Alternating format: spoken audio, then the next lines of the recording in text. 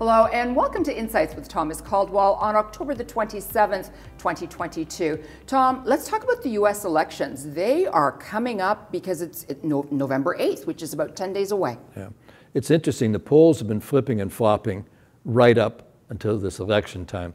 Clearly, you have a massive dichotomy within America between ideas and parties. I can't speak for Americans, but I would suspect that many of them want to see government by grown-ups.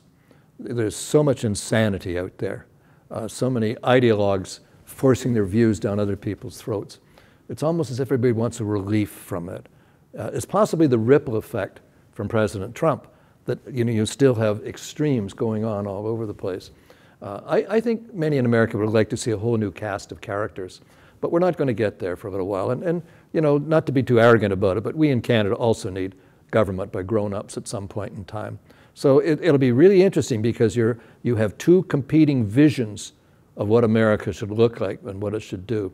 And I've never in my time looking at U.S. elections, and I go back to Adlai Stevenson and et cetera, that far back when Eisenhower was still president, I've never seen it so polarized as it is now.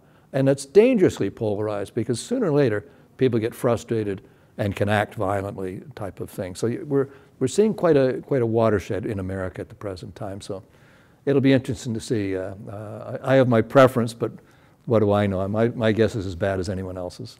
So from polarized to volatility. Now let's talk about the markets. Yes. Well, there was a very interesting study done. It was several years ago. I think it was 2017 by J.P. Morgan. And they analyzed what types of investors are active in the market.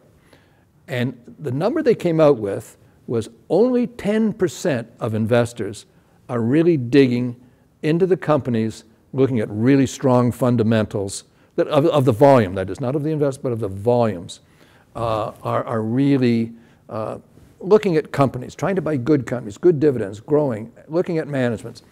The other 90% is made up of professional trading entities, whether they be hedge funds, algorithmic, high-frequency trading, whatever. Because they're trading, they may trade the stock in one company 100 times in a day, which creates massive volumes. Exchanges like that because it creates business for exchanges, but it does skew the activity. So if you have a fundamental change in a company that's this big, you might have traders around it make it look like this big. So you have this volatility, but it's not coming out of the fundamentals of the company or the economy.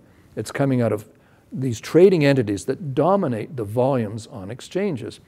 So what does that mean? Well, how can you use that? Well, you can try to use, I keep saying this, try to use volatility for your own benefit. For example, when the market's getting smashed down, if I have companies that I really like, I've done my homework on, I work on the basis of that providing me an opportunity to own them at a better price.